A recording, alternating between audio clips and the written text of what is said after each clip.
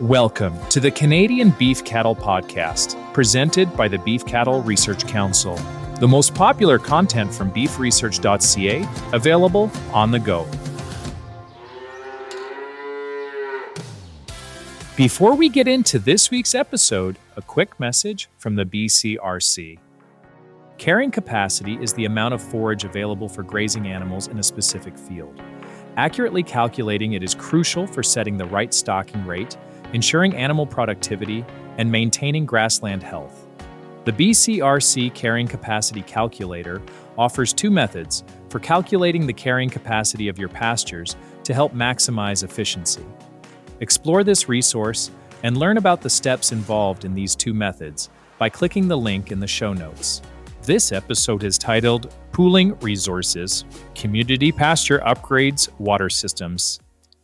Claire Samson McDonald is the president of Maple Brook Co-operative Pastures Ltd., a community pasture on Cape Breton Island near Maple Brook, Nova Scotia.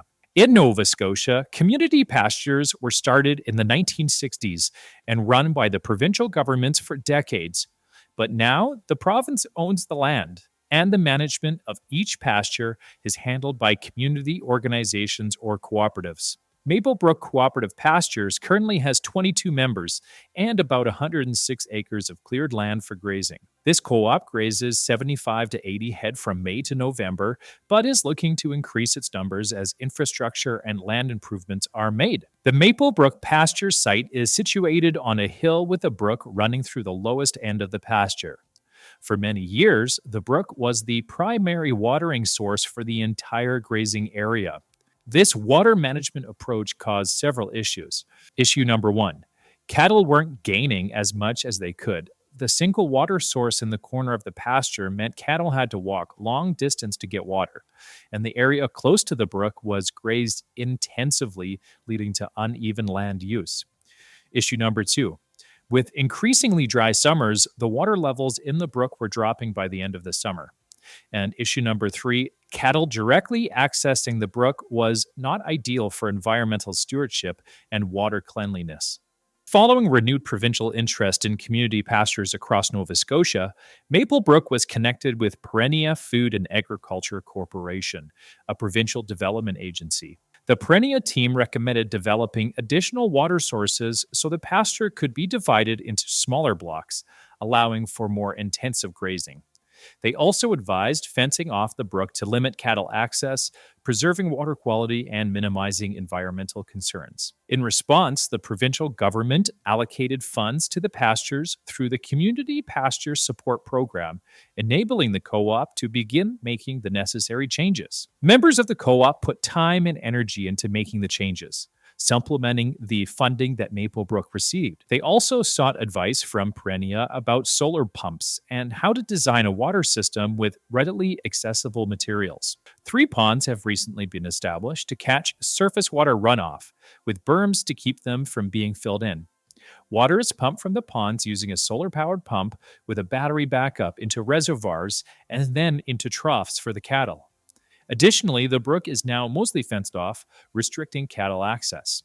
With more than one water source, Maple Brook is now able to rotationally graze their stock through the paddocks, better utilizing their full pasture area. This also benefited the pasture conditions with better distribution of grazing and animal traffic. In the first year, maintaining sufficient flow to keep the troughs full was a challenge, but equipment modifications to increase the flow resolved the issue.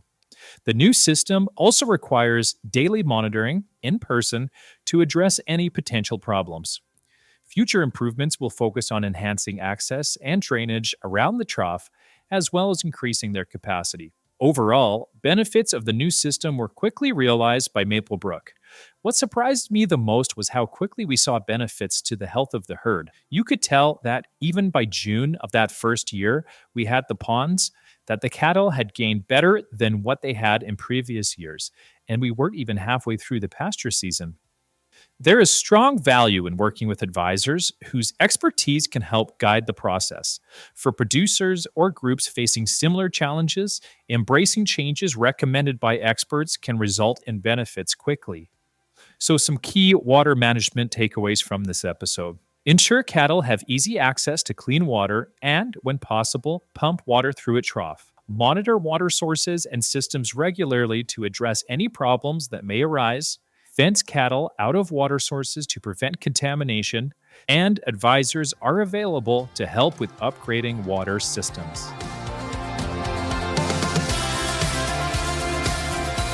Thank you for listening to this week's episode. You can find all relevant links and information at beefresearch.ca or in the show notes.